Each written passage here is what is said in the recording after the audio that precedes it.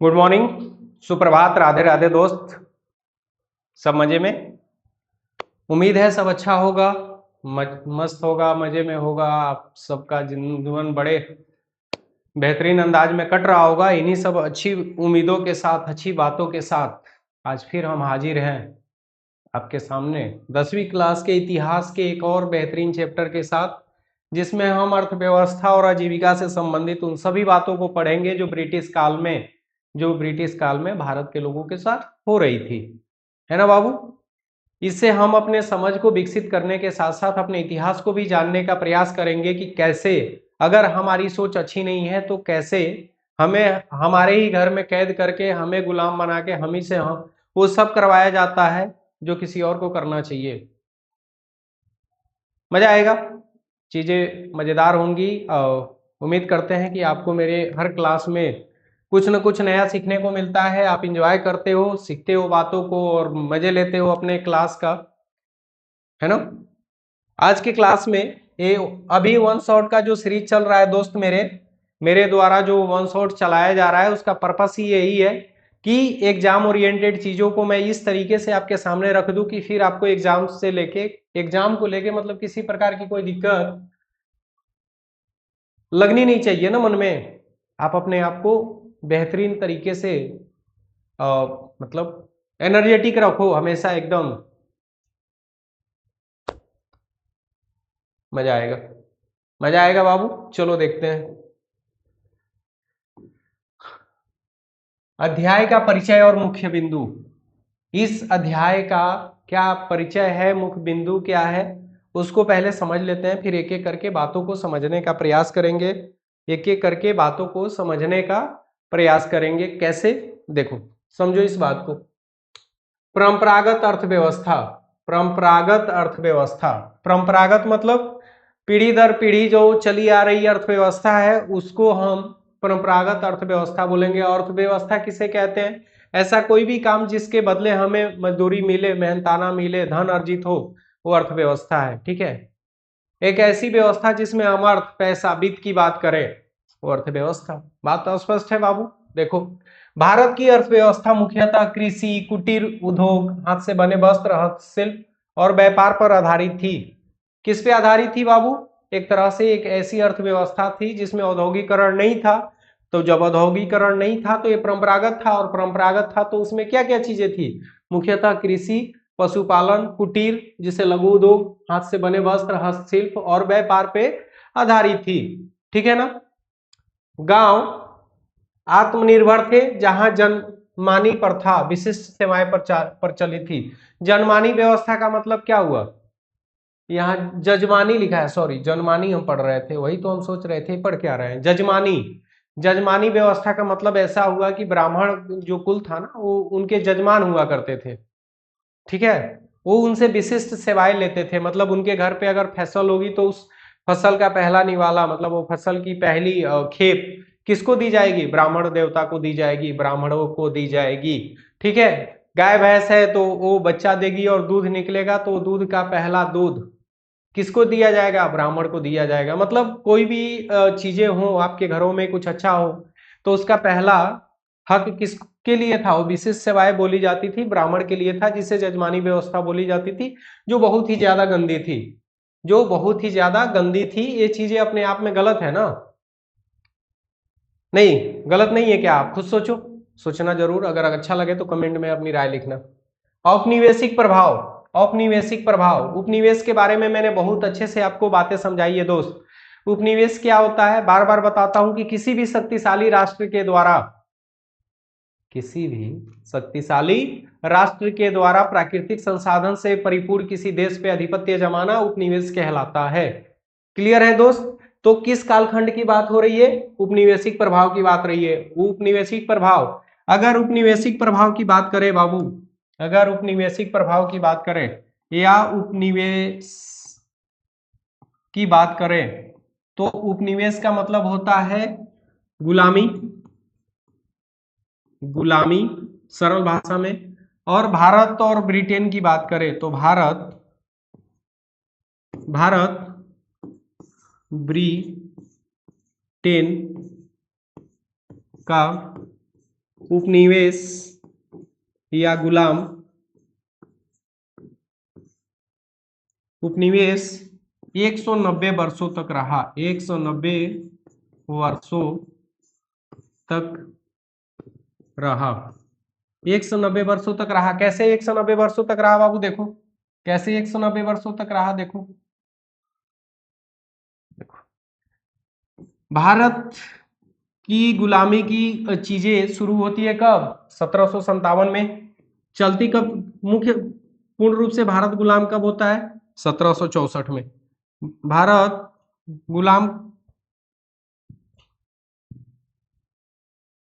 कब? 1764 में, ठीक है ना। 1764 में। भारत आजाद कब हुआ? 1947 में। 1947 में। तो हम लोग इस बात को मोटा मोटी पढ़ लेते हैं कि भारत कितना दिन गुलाम था? लगभग 200 वर्षों तक, लगभग 200 वर्षों तक, ठीक है। तो ये उसी उपनिवेशिक प्रभाव की बात पढ़ रहे हैं दोस्त मेरे, ये उसी उपनिवेश प्रभाव की बात पढ़ रहे हैं। ब्रिटिश शासन ने भारत को कच्चे माल का स्रोत और तैयार माल का बाजार बना दिया। इससे भारतीय हस्तशिल्प नष्ट हुए, जैसे कपड़ा उद्योग का पतन। याद करो सुबह जो मॉडल पेपर मैंने आपको सॉल्व करवाया था, मैं पिछले क्लास में जो आपका मॉडल पेपर सॉल्व करवाया था, तो उसमें ये चीजें मैंने ऑलरेडी बहुत बढ़िया से व्याख्या करके बताया था कि भारत ब्रिटेन के समय में एक ऐसा सेंटर था जहां से वो कच्चे माल बहुत सस्ते दामों पर, मतलब उन्हीं का शासन था तो सब उन्हीं का था, तो दाम का तो कोई सेंस ही नहीं बनता है। ऊपर से मजदूर यहाँ से गुलाम के रूप में मजदूर मिल जाते थे, उसको उद्योगों के द्वारा अपने यहाँ तैयार करके वस्त्रों के रूप में, अन्य चीजों के रूप में लाके उनको बना बनाया बाजार मिल गया था, यहीं पे बेचते थे। मतलब उनका दोनों हाथ घी में था। बात समझ आ रही है नहीं आ रही है? मतलब सब चीज यहीं से लेना, वापस उस चीज को तैयार करके यहीं पे बेचना, और बेचने के समय पे उनसे मनमानी कीमत वसूलना। क्यों? क्योंकि उपनिवेशिक काल में भारत में व्यापार करने का एक अधिकार प्राप्त किसको था? सिर्फ ब्रिटेन को। कोई और देश भारत में व्यापार नहीं कर सकता था। बातें बहुत मजे तरीके से समझ में आ रही होगी दोस्त मेरे, बातें एकदम क्लियर है, मजा आ रहा है, सबको समझ में आ रहा है, किसी को किसी प्रकार की कोई दिक्कत नहीं हो रही है ना? ठीक है, उपनिवेशिक प्रभाव समझ में आ गया, परंपरागत अर्थव्यवस्था समझ में आ गया। आगे बढ़े, आगे देखो, आगे देखो बाबू मेरे। अच्छा ये सब चीजें तो समझा दिया था मैंने। औद्योगिकरण, औद्योगिकरण, इंडस्ट्रियलाइजेशन, इंडस्ट्रियलाइजेशन, ठीक है ना। क्या है दोस्त? 19वीं शताब्दी में भारत में आधुनिक उद्योगों की शुरुआत, जूट, कपास, कोयला, ठीक है, जूट, कपास, कोयला। औद्योगिकरण की शुरुआत भारत में कब? 19वीं शताब्दी में। यूरोपीय देशों में कब? 18वीं शताब्दी में, ठीक है ना, 18वीं शताब्दी में। तो इस समय उद्योगों की शुरुआत हुई, और उस उद्योग में कपास, कोयला और जूट मुख्य रूप से थे। मुख्य रूप से कौन से उद्योग धंधे लगे? जूट के लिए, कपास के लिए और कोयला के लिए, ठीक है ना। लेकिन यह ब्रिटेन हितों के अनुरूप था, न कि भारतीय विकास के लिए। ये जो भी चीजें भारत में हुई, कब हुई थी? याद करो, 19वीं शताब्दी। 19वीं शताब्दी का मतलब क्या?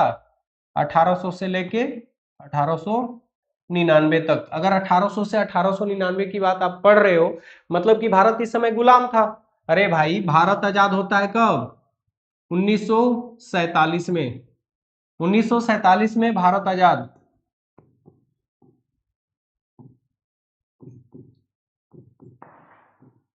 भारत अगर आजाद हुआ 1947 में, और बात 19वीं सदी की हो रही है, तो 19वीं सदी में अगर भारत में औद्योगिकरण की शुरुआत ही हुई, उद्योग धंधे भी लगे, तो किसके लिए लगे?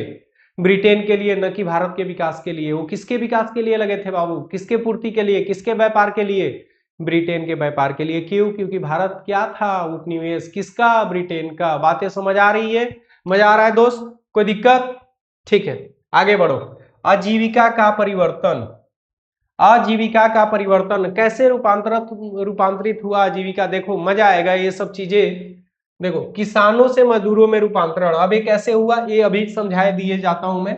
शहरों की ओर पलायन, श्रमिक वर्ग का उदय, महिलाओं और बच्चों पर नकारात्मक प्रभाव। पहले इतनी बातें समझो। देखो, पहले किसान अपने मर्जी से अनाज उगाते थे, अब उनके किसानों के जो उपज होते थे उस पे जमींदारों के द्वारा टैक्स बढ़ा दिया गया। उनके अपने खेती के तरीके बदल दिए गए, अंग्रेजों द्वारा उनसे जबरदस्ती अपने फायदे वाले खेती कराए जाने लगे। जैसे नील की खेती के बारे में आप पढ़ते हो, चंपारण सत्याग्रह जो रामचंद्र शुक्ल के बोलने पे गांधी जी ने अपना पहला आंदोलन 1917 में चंपारण में किया। क्यों? क्यों? अब यहां से थोड़ी सी तिनकठिया पद्धति आप पढ़ लो, क्या ही दिक्कत है। चंपारण सत्याग्रह, चंपारण सत्याग्रह, ठीक है ना? कब बाबू? 1917, ठीक है। पद्धति कौन सी थी?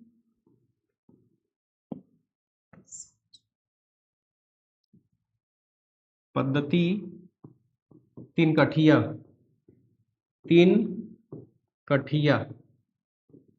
कठिया पद्धति मतलब 3/20। फसल नील,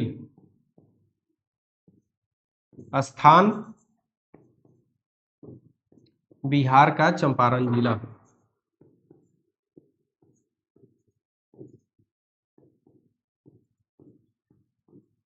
और एक चीज यहीं से याद रखना, गांधी जी का पहला आंदोलन, गांधी जी का पहला आंदोलन, है ना बाबू? गांधी जी का पहला आंदोलन। अब यहां से बातें थोड़ा सा समझ लो, चीजें इस तरीके से दिमाग में बैठा दूंगा कि वापस ना आपको रिवाइज करने की जरूरत पड़ेगी ना कुछ और करने की पड़ेगी। क्लास में मेरे से जुड़े हुए रहो, उसी टाइम सब चीजें दिमाग में बैठा लो। पढ़ाई का तरीका ऐसा होना चाहिए, बैठ के घर पे होमवर्क बना रहे हैं, ये कर रहे हैं, वो कर रहे हैं, टाइम पास कर रहे हैं, कुछ नहीं कर रहे हैं, वो बस खुद को धोखा देने वाली बात है। बातें समझ आ रही है? नहीं आ रही है? आ रही है ना?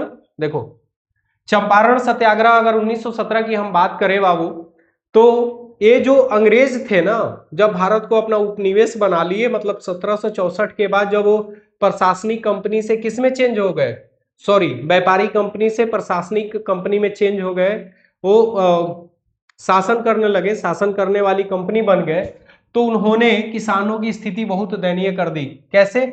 20 कट्ठा जमीन में से 20 कट्ठा जमीन में से क्या हुआ, 3 कट्ठा जमीन पे खेती करना अनिवार्य हो गया। 20 कट्ठा जमीन में से 3 कट्ठा जमीन पे खेती करना अनिवार्य हो गया। और नील की खेती एक ऐसी खेती थी जिसमें लागत बहुत ज्यादा होता था, पैदावार बहुत कम, उसका रख रखाव बहुत ज्यादा था, उसके चलते जमीन की उर्वरा शक्ति क्या हो जाती थी बाबू? खत्म हो जाती थी। वो 3 कट्ठा की ही नहीं खत्म होती थी, उसके अगल बगल खेतों की भी उर्वरा शक्ति बर्बाद हो जाती थी। और उसके बदले उन्हें, मतलब अगर वो 100 रुपया खर्चा कर रहे हैं तो उन्हें 10 रुपया मिलता था। सोचो, तो किसान से क्या बन गए? मजदूर बन गए। यही लाइन था ना, यही लाइन था ना कि वो किसान से क्या बन गए? मजदूरों में रूपांतरित हो गए। रूपांतरण का मतलब होना तो होता है ट्रांसफर, चेंज होना, शहरों की ओर पलायन। शहरों की ओर पलायन के पीछे क्या मकसद है भाई? शहरों की ओर पलायन का मतलब क्या हुआ? शहरों की ओर पलायन का मतलब हुआ मेरे बाबू कि अब जब किसानी करेंगे नहीं तो मजदूरी करेंगे, और मजदूरी तो गांव में होगी नहीं, वो तो शहरों में होगी। तो धीरे धीरे जो किसान वर्ग था वो किसमें रूपांतरित हो गया? मजदूर में। और मजदूर कहाँ चले गए? गांव से शहर की ओर। देखो, सब चीजें एक दूसरे से लिंक है, मजा आ रहा होगा। अब देखो, श्रमिक वर्ग का उदय, यहां से एक नए वर्ग का जन्म हुआ। जो किसान थे वो अब क्या बन गए? श्रमिक बन गए। जिससे बच्चों और महिलाओं पे कौन सा प्रभाव पड़ा? नकारात्मक, क्योंकि अब गुलामी की जंजीरें शुरू हो गई थी इनके जीवन में। मतलब अब खुशी नाम की कोई चीज नहीं थी, इनके जीवन स्तर बदल चुके थे, इनकी आजादी खत्म हो चुकी थी। तो इससे आने वाले पीढ़ी में जो बच्चे थे उन पे और महिलाओं पे इसका बहुत नकारात्मक प्रभाव पड़ रहा था, इसका बहुत नकारात्मक प्रभाव पड़ रहा था। क्लियर है बाबू? महत्वपूर्ण तथ्य क्या है? पहली जूट मिल 1855 में कोलकाता में। अभी तो पढ़े थे भाई, 19वीं शताब्दी में भारत में उद्योगों की शुरुआत। तो 1855 में पहली मिल लगी थी, कहां पे? कोलकाता में। किसकी? जूट की। किसकी? जूट की।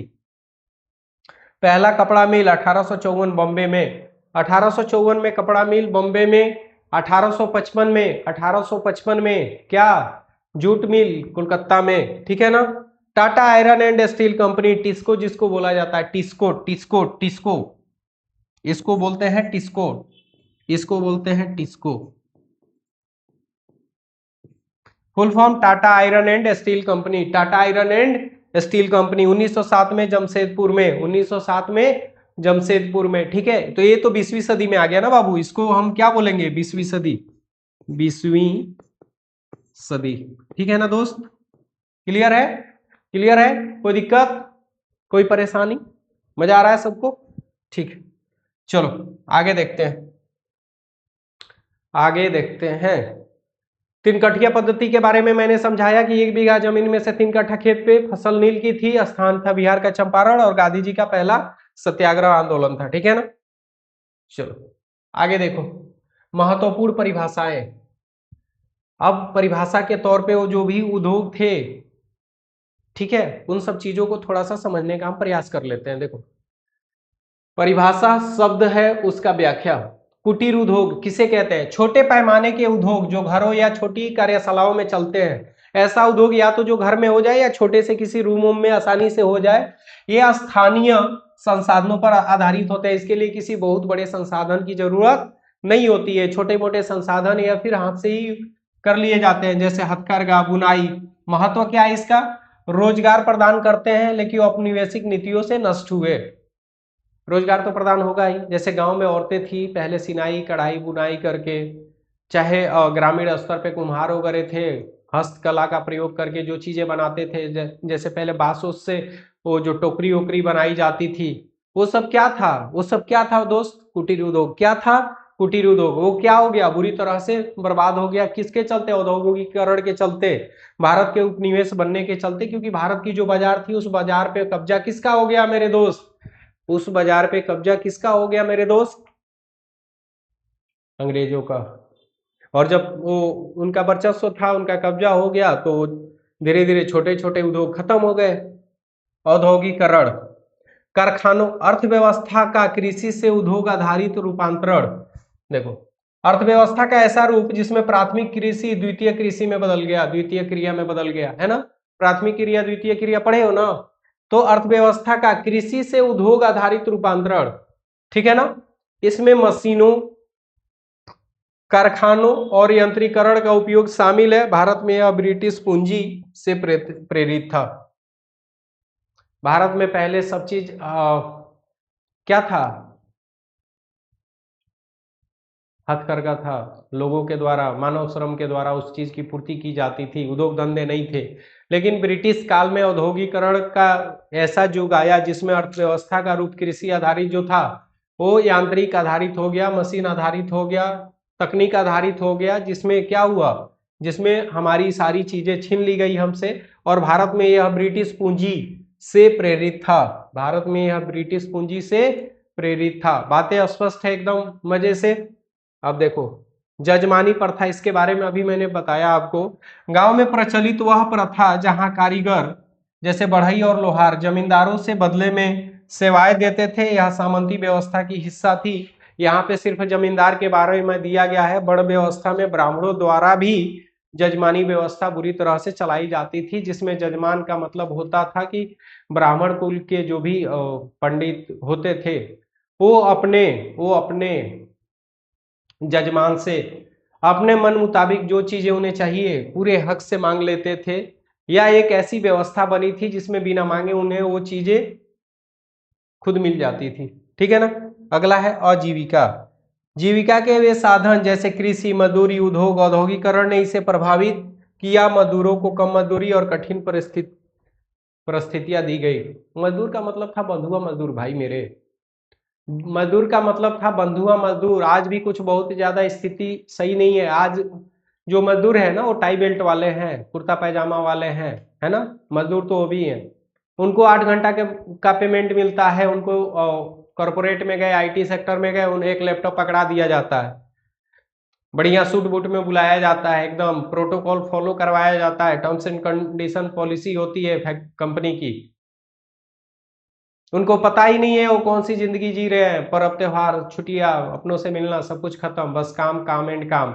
और वेतन मिलता है कितने का? 8 घंटे के बदले का। और 8 घंटे का भी क्या, अगर आप लायक हो 25,000 के तो आपको 8,000 10,000 पे काम करने के लिए मजबूर किया जा रहा है। तो आज भी कुछ स्थितियां बहुत अच्छी नहीं है, बस थोड़ा सा रूप बदल गया है। उस समय फिजिकल चीजें थी, आज इमोशनल है, मेंटल है। मतलब आज मानसिक रूप से हो रही है, उस समय शारीरिक रूप से दिखता था कि भाई श्रम है, फिजिकल मेहनत करवाया जाता था, शरीर से खटवाया जाता था और मेहनताना के तौर पे चाबुक दिया जाता था, मारा जाता था, सताया जाता था। बस आज उसका रूप थोड़ा सा बदला है, बाकी तरीके नहीं बदले हैं ना मेरे दोस्त, तरीके नहीं बदले हैं, तरीके आज भी वही के वही हैं।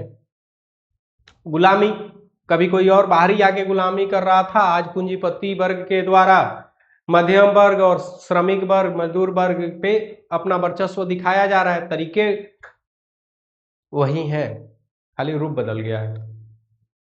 और अगर कुछ चीजें बदलनी है, अगर कोई चीजें बदलनी है तो ये बदलाव एक आदमी के द्वारा तो संभव नहीं है ना दोस्त। मेरे भाई, अगर मुझसे पढ़ने वाला कोई बच्चा मान के चलो कल बहुत बड़ा बिजनेसमैन बना और उसने उस गरीबी और उस तकलीफ, उस गुलामी को देखा और समझा और जाना है, तो मुझे लगता है कि उसको चाहिए कि वो बड़ा बिजनेसमैन बनने के बाद, बड़े पद पे जाने के बाद या उस लायक बनने के बाद उसे वो सब कुछ करना चाहिए जो जो वो सोचता था कि एक इन उद्योगपतियों को ये चीजें करनी चाहिए समाज सेवा के लिए, उस बंदे को वो चीजें करनी चाहिए। और मैं उम्मीद करता हूं कि आप में से सब अधिकतर बच्चे पढ़े लिखे लायक बने, आप जॉब के लायक है जॉब करे, बिजनेस लायक है बिजनेस करे, अपने जीवन में खुद सफल बने। अपने लिए तो कुछ नहीं भी करोगे तो आसानी से जी लोगे यार, कहीं ना कहीं पैसा तो कमा ही लोगे, बहुत मुश्किल नहीं है, लेकिन कुछ ऐसा करो कि अपनों के लिए भी जी पाओ। अपने बोलने का मतलब क्या, अपने देश वाले, आपके घर वाले नहीं। इतने लायक बनो कि आपके टैलेंट, आपके कौशल, ये शरीर जो है जिसको मस्त ईमानदारी से ले जाके जलाया जाएगा शमशान घाट में, उसका सदुपयोग करके अपने आप को उस लायक बनाओ, उस लायक बनाओ कि मरने से पहले ऐसा कुछ कर जाओ जस्ट लाइक रतन टाटा। भरोसा, मरने के बाद भी लोगों के दिलों में जिंदा होना चाहिए। अनेकों लोग हैं जो आज अपने धंधे को उस लेवल पे लेके गए हैं कि पूरे वैश्विक स्तर पे उनका नाम गूंजता है और इंसानियत भी ऐसी जिंदा है उनमें कि लोग उन्हें दिल से सलाम करते हैं, सच्चे देशभक्त के रूप में जानते हैं। क्या कोई जरूरी है कि देश की सेवा हम बॉर्डर पे ही जाके करेंगे? हम अपने देश की सेवा अपनों के बीच में रह के और जिस लायक है उस लायक बन के भी कर सकते हैं, बस इरादा होना चाहिए ना। तरीके सबके अलग हो सकते हैं मेरे दोस्त, लेकिन भावनाएं एक ही होनी चाहिए, देश प्रेम, देश विकास, है ना। उम्मीद है आप मेरे क्लास को बहुत अच्छे से एंजॉय कर रहे होंगे, बातें अच्छे से समझ में आ रही होगी आपको, आपके अंदर एक पॉजिटिव एनर्जी का सर्कुलेशन हो रहा होगा, आप अपने आप को थोड़े से प्राउड मूवमेंट में फील कर रहे होंगे कि यार मैं भी कर सकता हूँ। यही सब चीज़ें मुझे इंस्पायर करती है, हिम्मत देती है आपसे ये सब बात करने के लिए और इस तरीके से पढ़ाने के लिए। आप इन सब चीज़ों का एंजॉय करो, आप इस परिवार का हिस्सा बनो और अपने आप को वहां लेके जाओ जहां आप जाना चाहते हो। चलो, ये सब चीजें बहुत मजे से समझ में आ गई होगी दोस्त, किसी को किसी प्रकार की कोई दिक्कत नहीं होनी चाहिए, नहीं है ना। चलो आगे बढ़ते हैं। औपनिवेशिक अर्थव्यवस्था का प्रभाव। औपनिवेशिक का मतलब तो अब समझ में आ गया होगा, दूर दूर तक कहीं कोई दिक्कत नहीं होनी चाहिए आपको। देखो क्या प्रभाव है, कपड़ा उद्योग का पतन। बहुत अच्छा से ये बात समझ में आया है कि कपड़ा उद्योग का पतन कैसे हुआ, कैसे हुआ मेरे दोस्त, कैसे हुआ, पढ़ो और समझो इस बात को। देखो, ब्रिटिश मशीन निर्मित सस्ते कपड़ों के आयात से हथकरघा नष्ट, लाखों कारीगर बेरोजगार हुए। उदाहरण, ढाका की मलमल विश्व प्रसिद्ध थी लेकिन 19वीं सदी में समाप्त। ढाका, ढाका, बात ढाका की हो रही है, ढाका राजधानी है बाबू, राजधानी कहाँ की,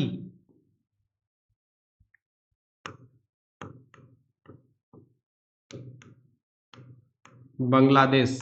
और आपको पता है कि बांग्लादेश, आपको पता है, आपको पता है बाबू कि बांग्लादेश कब, 1947 में तो पाकिस्तान ही पैदा हुआ था ना, उसके बाद से बांग्लादेश का जन्म हुआ और बांग्लादेश की राजधानी कहाँ है, ढाका। तो ढाका की मलमल क्या क्या थी, विश्व प्रसिद्ध, और वो क्या हो गई पूरी तरह से 19वीं सदी आते आते क्या हो गई, समाप्त हो गई, ठीक है ना। 19वीं सदी आते आते समाप्त हो गई, किसके द्वारा, ब्रिटिश मशीन द्वारा निर्मित सस्ते कपड़ों के आयात से, ठीक है ना। ब्रिटिश मशीन के द्वारा निर्मित सस्ते कपड़ों के आयात से भारतीय हथकरघा नष्ट, लाखों कारीगर बेरोजगार। अब ये चीजें तो अभी हम लोगों ने चर्चा किया। देखो औपनिवेशिक काल की बात हो रही है मेरे दोस्त। बात किसकी हो रही है? औपनिवेशिक काल की। बात किसकी हो रही है? औपनिवेशिक काल की। और औपनिवेशिक काल का मतलब क्या हुआ? एक ऐसा काल जिसमें भारत गुलाम था। किसका? ब्रिटेन का। तो जब भारत ब्रिटेन का गुलाम था तो भारत पे पूरा प्रभुत्व किसका मेरे दोस्त? ब्रिटेन का। तो जो जो चीजें हमारे लिए आसानी से, लोगों के लिए रोजगार के अवसर थे, हमारे पास आसानी से उपलब्ध होने वाली चीजें थी, वो दोनों नष्ट हो गई ना। जैसे हथकरघा उद्योग था, हाथ से सूती काटना, कपड़े बनाना, जो चीजें भारत में होती थी, लोगों के वो रोजगार छिन गए तो लोग बेरोजगार हो गए। वो लोग बेरोजगार होने के साथ साथ वही सारी चीजें भारत से कहाँ जाता था? ब्रिटेन। और वहां से वो कपड़े के रूप में मशीनों से बन के आता था, तो आयात होता था भारत में। तो हमारे अर्थव्यवस्था को बुरी तरह से तबाह किया गया। किसके द्वारा? हमारे उपनिवेश के द्वारा। और औपनिवेशिक कौन थे? ब्रिटेन वाले। ठीक है। लाखों कारीगर क्या हो गए? बेरोजगार हो गए। ढाका की कहानी अभी आपने पढ़ा कि ढाका का मलमल विश्व प्रसिद्ध था। उस मलमल को जो हथकरघा उद्योग के रूप में वहां के कारीगर उसमें जो काम करते थे, उसकी गुणवत्ता, उसकी पहचान क्या हो गई? धीरे धीरे खत्म हो गई, क्योंकि वो चीजें मशीनों द्वारा होने लगी और हस्तकला पूरी तरह से क्या हो गया? तबाह हो गया। कारीगर क्या हो गए? बेरोजगार हो गए। अगला है कृषि पर दबाव। ये बातें भी अभी मैंने समझाया। देखो नकदी फसलें जैसे अफीम और कपास जबरन उगाई गई। किसके लिए? ब्रिटेन के लिए। ब्रिटेन के लिए। जिससे जिससे क्या हुआ? अकाल की समस्या आ गई। जिससे अकाल की समस्या आ गई। बंगाल अकाल 1770 में। अब दबाव बनेगा। एक बात बताओ, कृषि का रूप ऐसा होगा जिसमें नकदी फसलें, जिससे पैसा कमाया जाए, वो फसलें उगाई जाए, नकदी फसलें उगाए जाए, तो उससे क्या होगा? उससे क्या होगा बताओ? जो खाद्य फसलें हैं उसकी कमी होगी। उसकी कमी होगी। भले हम इससे पैसा कमा सकते हैं, खा तो नहीं सकते ना दोस्त। उसके लिए तो अनाज उपाजना पड़ेगा। और उस अनाज उपाजने के बदले में ब्रिटेन के ब्रिटिश मतलब अंग्रेजों ने क्या किया? क्या किया? कृषि के लिए किसानों पे दबाव बना के उनको खाद्य फसलों के बजाय नकदी फसलें, जिससे उन्हें मुनाफा हो, जिससे उनका व्यक्तिगत फायदा था, उसको उगवाना शुरू किया। जिससे भारत में अकाल की स्थिति बनी। और कहाँ पे? बंगाल में 1770 में क्या हुआ? अकाल पड़ा। बात समझ में आ गया? चलो रेलवे का योगदान। 1853 में बम्बे टू ठाणे 34 किलोमीटर, पता है ना, पहली रेलवे चलाई गई। ठीक है। भारतीय उद्योग को बढ़ावा मिला। अब देखो औपनिवेशिक अर्थव्यवस्था में अगर अंग्रेजों ने कुछ गलत चीजें करी तो कुछ अच्छा चीज भी किया। और हर चीज के लिए हम दूसरे को दोष नहीं दे सकते ना मेरे भाई। अच्छा एक बात बताओ, अगर हम मूर्ख है, बेवकूफ है, अगर मेरा कोई फायदा उठा के जा रहा है, तो दोषी सिर्फ हम ही क्यों? मतलब सॉरी, दोषी वो क्यों? हम भी तो दोषी है ना। अब हम दोषी कैसे हैं इस बात को समझो। भारत, जब अंग्रेज भारत में आए तो मुगलों का शासन लगभग समाप्त होने वाला था। भारत छोटे छोटे टुकड़ों में जमींदारों और शासकों के रूप में बटा हुआ था। कहीं पे राजपूत शासन कर रहे थे, कहीं पे मुगल वंश शासन कर रहा था, कहीं पे अलग अलग क्षेत्रीय शासक जमींदार के रूप में शासन कर रहे थे। तो जब अंग्रेज भारत आए, उन्होंने व्यापार शुरू किया, व्यापार करना। तो उनसे लालच के बदले में ये लोग आपस में एक दूसरे से क्या हो गए? लड़ने लगे। आपसी एकता दिखाने के बजाय आपसी मतभेद इनमें बढ़ गया। और उसका पूरा का पूरा फायदा अंग्रेजों द्वारा उठाया गया। फूट डालो शासन करो की नीति आप जो पढ़ते हो, तो भाई मेरे, मुझे कोई कैसे फोड़ सकता है अगर मैं ना फूटू तो? मतलब कोई विदेशी गोरा व्यक्ति आके आपका हितैषी हो गया, जो आपका अपना है वो दुश्मन। तो भाई जब ये चीजें आपके दिमाग में चलेगी और ये चीजें होंगी, तो परिणाम वही होगा जो भारत के लोगों के साथ हुआ। वो अपने फायदे के लिए ही सही, वो अपने फायदे के लिए ही सही जो भी किए वो, उनके जाने के बाद वो सब चीज हमारे ही काम तो आया। बड़े बड़े जो भी इमारतें आप देखते हो, पुल देखते हो, रेलवे देखते हो, डाक व्यवस्था वगैरह इस तरीके से सुचारू रूप से देखते हो, ये सब चीजें किसके किसकी देन है? अंग्रेजों की ही तो देन है ना। तो रेलवे का योगदान आप देख लो। अगला है सकारात्मक पक्ष। भारतीय उद्यमियों जैसे जमशेद जी टाटा, द्वारकानाथ टैगोर ने उद्योगों को स्थापित किया। ठीक है। स्पष्ट बात है। समय के साथ भारत के उद्योगपतियों ने अपने अपने तरीके से उद्योग धंधे लगाए। जिससे भारत में लोगों को एक नई पहचान मिली, काम मिला, रोजगार के अवसर प्रदान हुए, जो चीजें थी थोड़ी बहुत व्यवस्थित होनी शुरू हुई और आज भारत आपको एक विकासशील देश के रूप में दिख रहा है। लेकिन आज भी भ्रष्टाचार और एक तरह से वो गुलामी वाली सोच हमें विकसित बनने से कहीं न कहीं इस तरीके से रोके हुए है कि उस जगह पे पहुंचना अभी भी हमारे लिए काफी मुश्किल है। मैं ये नहीं कहता कि असंभव है, लेकिन मुश्किल बहुत है, क्योंकि हम आज भी एक दूसरे के शोषण करने से पीछे नहीं हटते। एक डॉक्टर हॉस्पिटल में बैठा हुआ, एक डॉक्टर गवर्नमेंट से उचित पैसा लेने के बाद भी इलाज करने से हिचकिचाता है। वो ये चाहता है कि यही मरीज, सेम मरीज गरीब है तो क्या हुआ, प्राइवेट में आए, मुझसे मिले, मुझे वहां पे उचित पैसा दे, फिर मैं इलाज करूंगा। जबकि उसको उतना पैसा मिल रहा है जिससे वो अपने परिवार के साथ सुखी पूर्वक जी सकता है, लेकिन नहीं, उसके अंदर ये है कि मैं और कमा सकता हूं। एक वकील, आप कोर्ट में जाओ, एक जज और वकील आपका हकीकत जानते हुए आपके केस को, आपके दलीलों को खींच तान के लेके जाते हैं, वर्षों तक, लंबे समय तक खींचा जा रहा है, ताना जा रहा है, ताकि सबका पेट भरता रहे। चाहे वो केस लड़ते लड़ते इंसाफ के रास्ते पे होते हुए भी वो मर जाए बेचारा, फर्क नहीं पड़ता, न्याय व्यवस्था वैसी ही है।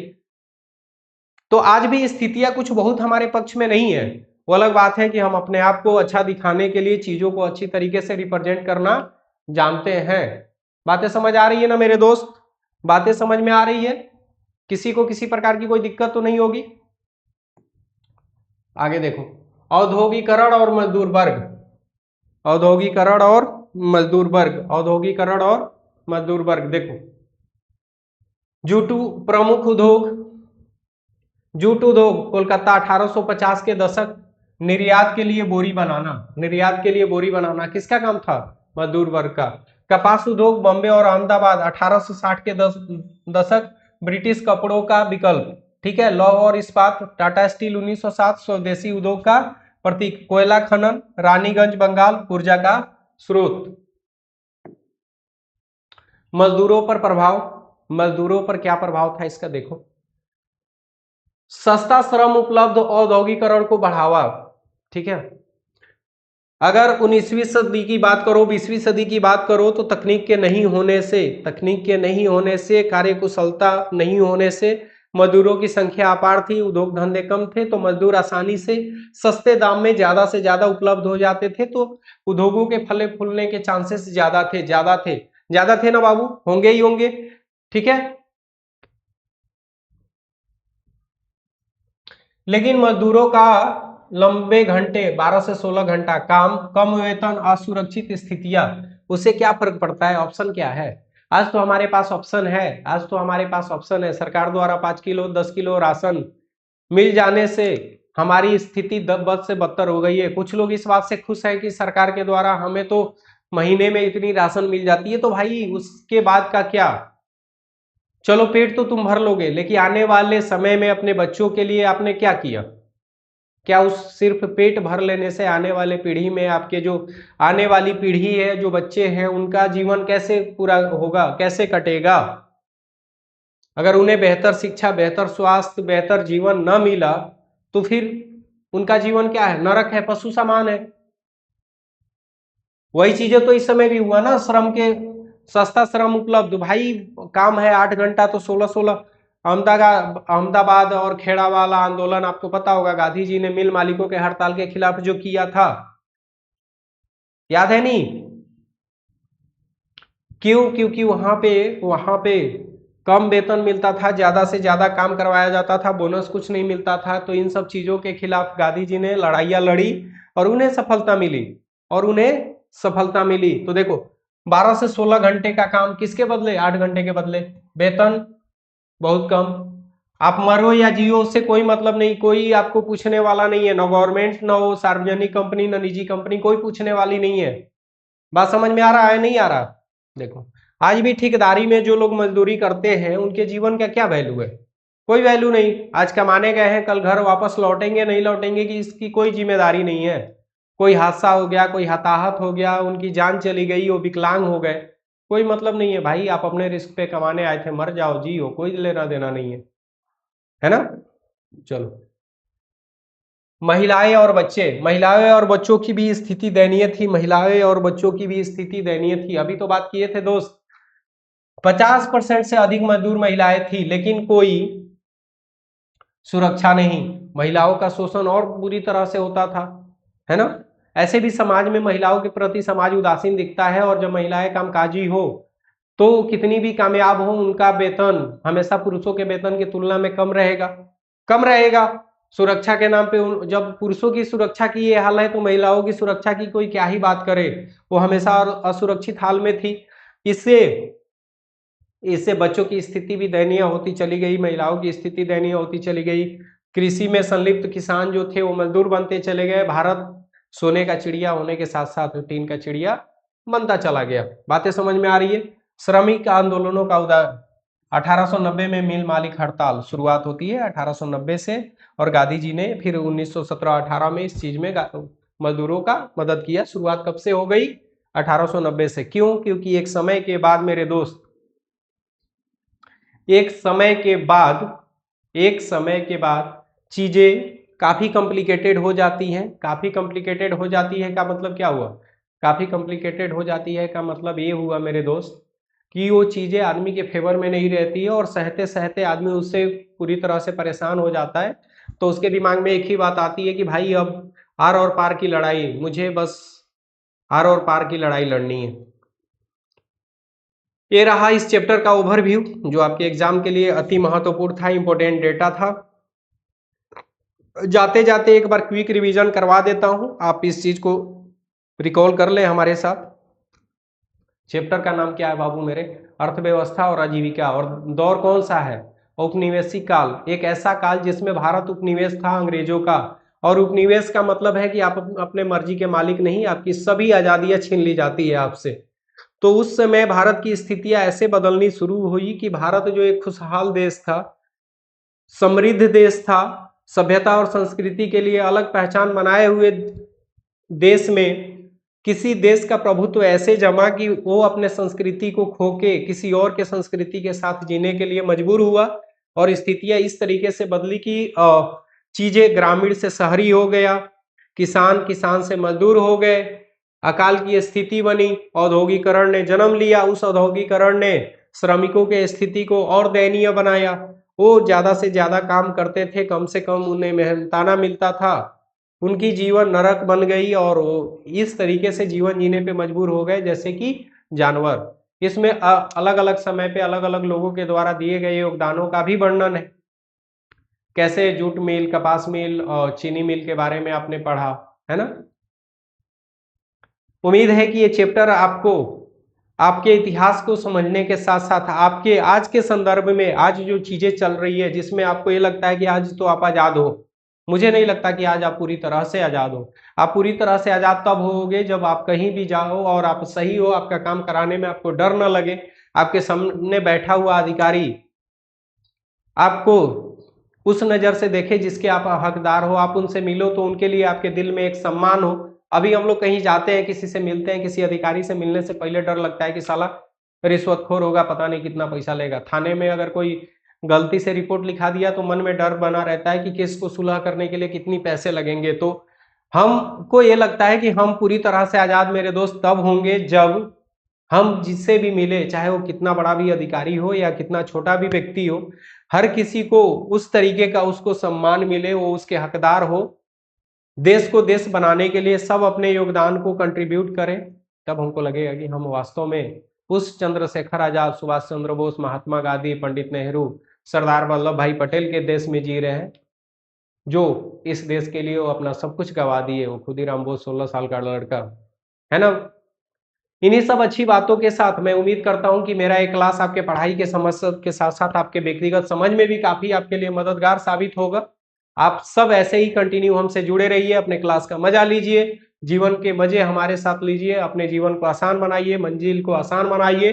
क्योंकि बोला जाता है ना मेरे दोस्त, मिल ही जाएगी मंजिल भटकते भटकते, गुमराह तो वो है जो घर से निकले ही नहीं। अभी तक क्या भटका आपने, कितना भटका, कहाँ भटका, छोड़ दो, अब ठहरने की टाइम आ गई है। ठहर जाओ हमारे साथ, साथ निभाने की जिम्मेदारी हमारी है। आपको आपके मंजिल तक पहुंचा के छोड़ेंगे, बस आपको अपने से मिलना होगा। आप अपने आप से मिलने की तैयारी कर लो, अपने कमियों पे काम करो, सब कुछ आपके फेवर में होगा जो आप चाहते हो। इन्हीं सब अच्छी बातों के साथ लेते हैं विदा बाबू। मिलते हैं अगले क्लास में, तब तक रखो अपना ख्याल और अपने पर्व त्योहार को लेके मस्तियां जारी रहनी चाहिए सबको। बाय।